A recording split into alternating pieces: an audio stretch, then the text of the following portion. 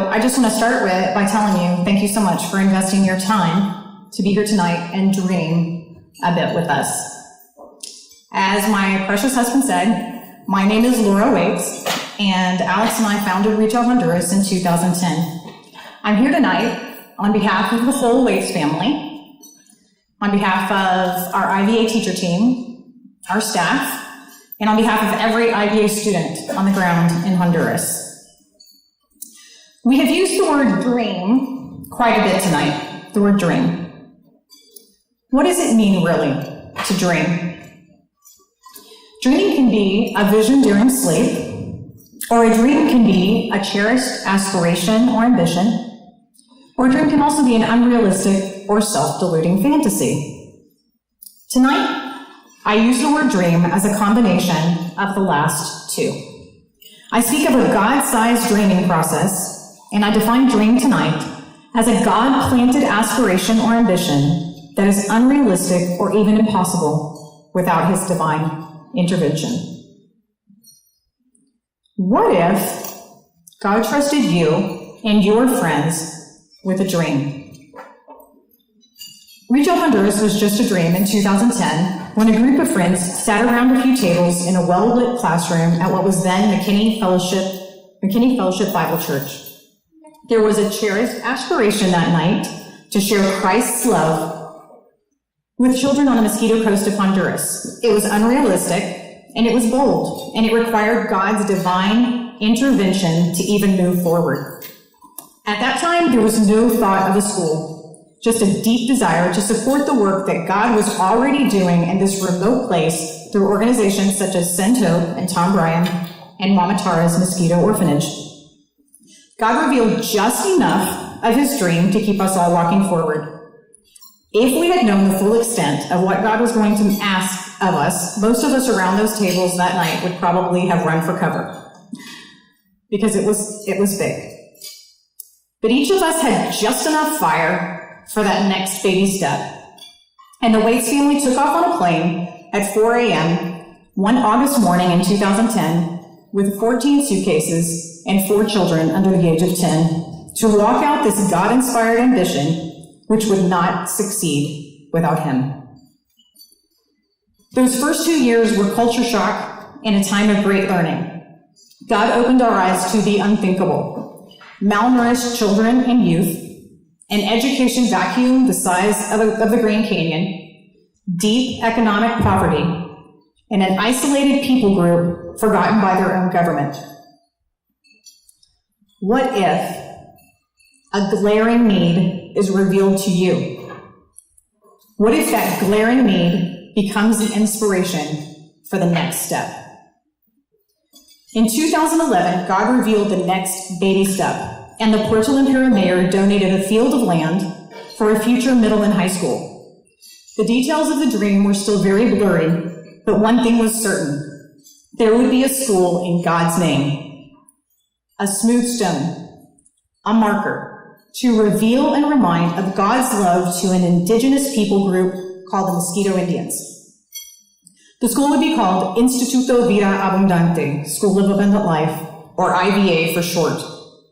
The name, a constant reminder of hope coming directly from the pages of his word in John 10:10, where Jesus himself says, "The thief comes only to kill, steal, and destroy, but I have come that they may have life abundantly." What if 3 buildings are built, 4 teachers are hired, and breakfast is prepared? What next? On a sunny February morning in 2014, 65 7th grade students and 4 teachers arrived to find 3 concrete buildings, a hot breakfast, and hope sitting on a parcel of land in a far Puerto Limpia neighborhood. Jesus was there that morning, and he has been present with us over 900 days since then, school days since then. One of those teachers was Yulisa Pinto. In 2014, Yulisa had a high school diploma and 3 more years of college yet left to finish via a distance learning program. She had a passion to see the education in her beloved La Mosquitia improve. She felt like she had no voice or power to change anything, but she continued to dream and pursue her college degree in social studies. God also had a dream for Yulisa, and when his dream collided with her dream, Yulisa became a founding teacher at Instituto Vida Abundante. That same year, she gave birth to her second child, followed by the births of twin boys 2 years later, all the while continuing to do her part in the dream of Instituto Vida Abundante. By the end of 2016, Yulisa was able to graduate from college.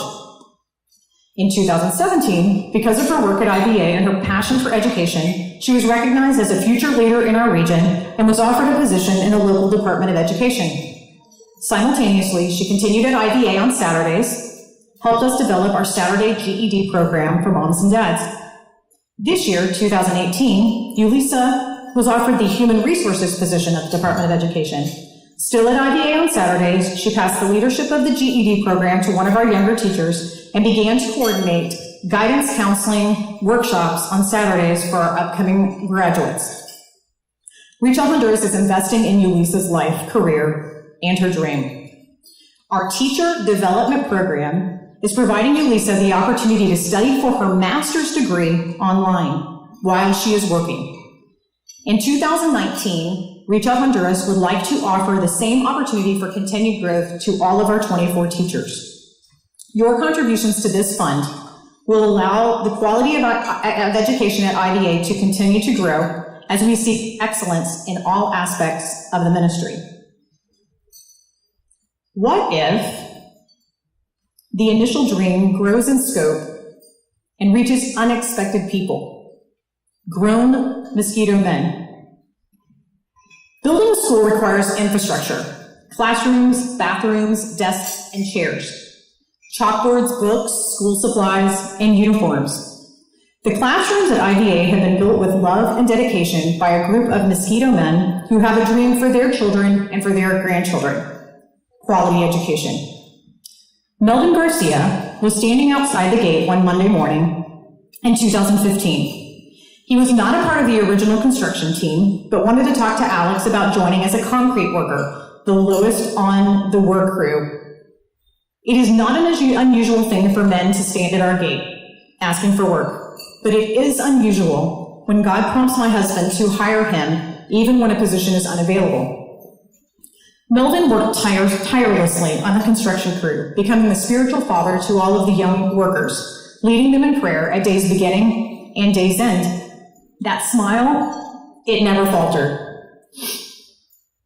It never, ever faltered.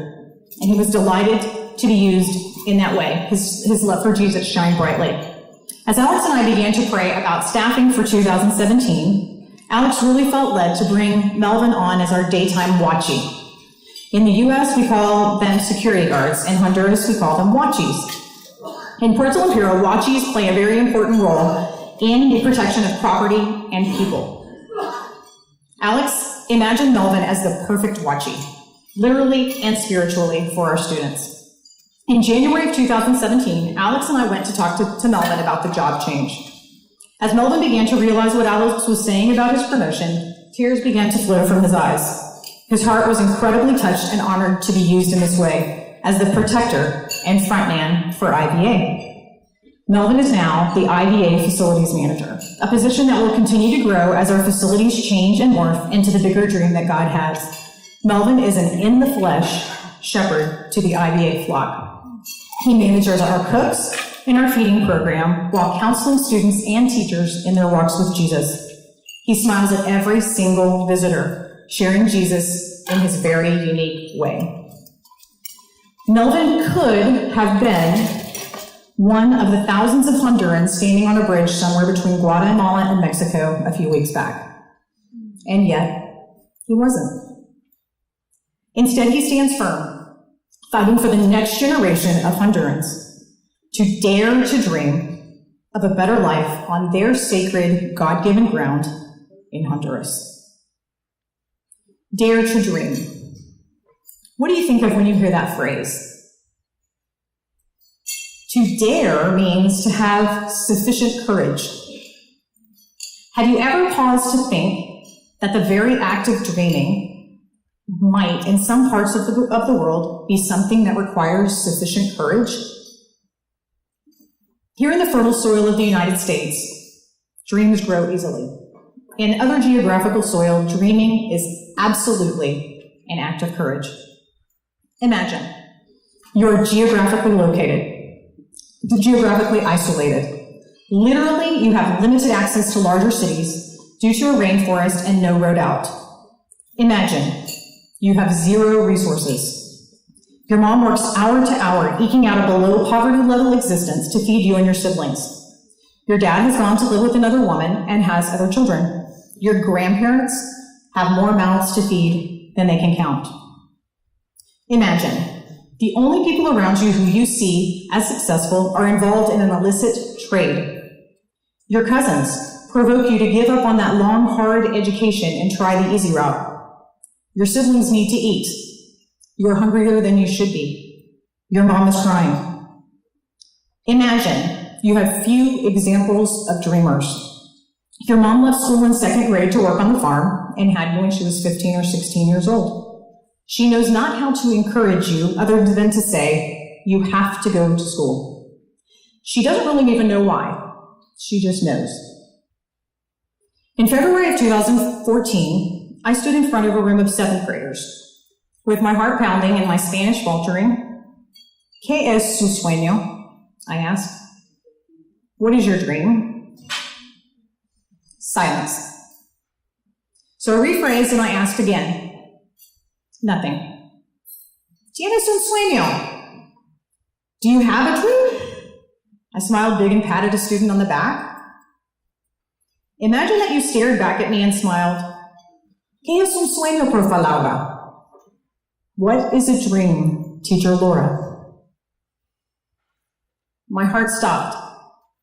Imagine, you do not yet know how to dream. What if, somehow, our students begin to dare to dream? One of the young women who sat in my classroom in 2014 was Sloma Lee. Sloma Lee's mom, Ovendelia, came to our house on a hot Friday afternoon in November of 2013. We had already chosen the 60-plus students that would form the first 7th grade class at IVA in 2014. There were not any more spots left. Her mom would simply not take that answer because, you see, Ovendelia had a dream. From her remote village, Uki, she took over an hour boat right away. She had heard rumors of a middle and high school where her daughter could shine. She paid the passage and came across the lagoon with hope. Alex explained that we had a student workday coming up the very next day to paint the school. If they were really interested, maybe we could sit down after the workday was over. Ovendelia and Sloma Lee arrived first and started painting. They worked all morning, smiling, laughing, and dreaming. A mama's dream became a reality that day, and Sloma Lee marked her calendar for February 3rd, 2014, her first day of class at IVA. She was the first one at the gate on that inaugural day when God set dreams into motion. Sloma Lee came to us without a working knowledge of Spanish. You see, Mosquito is their first language, an indigenous language not spoken by the rest of Honduras. IVA places great emphasis on teaching excellent Spanish so that our students can function in their country where Spanish is the required language. Sloma Lee's Spanish drastically improved over the next few years, and another language was birthed in her heart, English. English is a third language for our students. For Sloma Lee, English became a passion, a door to her dream. Just this morning, Sloma Lee traveled with our English teacher, Sue Gapa, to take her entrance exam at the Teachers University in La Ceiba, Honduras. She wants to be an English teacher at IVA one day. It was the seed of her mom's dream that was planted with God's dream and watered by Reach Out Honduras' dream that allowed Sloma Lee to dare to dream. Reach Out Honduras has created the Dream Big Fund, which will award at least 2 university scholarships to IVA graduates who have lived out the spirit of IVA. We will also give 1 Seed Award to an aspiring entrepreneur graduate of IVA who wants to start his or her own business. Alex and I have discovered that God took us to La Mosquitia, Honduras, because we had a lot to learn. about dreaming with him. We were not sent to save or fix anyone. Jesus is doing just that. We were sent to dream that day in 2010, that day in 2014, and dream again tonight in 2018. The dream for 2009 is enormous. 500 students, college scholarships, growing teachers. What if? What if the seed of our dream, planted with God's dream, and watered by your dream, allows for Hondurans to dare to dream? Tonight we have an opportunity to encourage our Honduran brothers and sisters to dare to dream right in Honduras. How do we do that? We do that by funding programs that keep Lisa developing her talents, that keep Melvin shepherding our students, and keep Slowly dreaming about tomorrow. Let's dare to dream together tonight.